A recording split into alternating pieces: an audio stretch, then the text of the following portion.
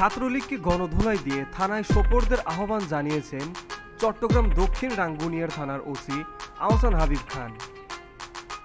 রোববার সন্ধ্যায় উপজেলার শরফভাটা ইউনিয়ন বিএনপির নেতাদের সঙ্গে মতবিনিময় সভায় তিনি কথা বলেছেন।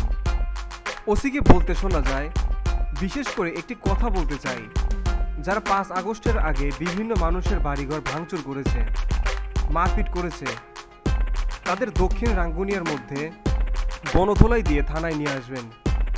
বিশেষ করে ছাত্রলীগ ঠাঁই পাবে না। আপনাদের এই পর্যায়ে যদি আওয়ামী লীগ থাকতো, আপনাদের হাত পা ভেঙে ল্যাংড়া করে দিত। তিনি তার বক্তব্যে বলেন, 5 আগস্টের ছাত্র জনতার অভ্যুত্থানের মূল মাস্টার মাইন্ড তারেক রহমান। তার নির্দেশে ঢাকাকে 6টি সেক্টরে ভাগ করা হয়েছে। এই 6 সেক্টরে লোকজনই নতুন করে স্বাধীন করেছে। বক্তব্যের এক পর্যায়ে ওসি বলেন, আমার কথা হলো বিএনপি বৃহত্তর একটি দল, দলমত গ্রুপ থাকতেই পারে। দল যাকে নির্বাচনের জন্য প্রতীক বরাদ্দ দেবে তার সঙ্গে ঐক্যবদ্ধ হয়ে আপনারা সবাই কাজ করবেন।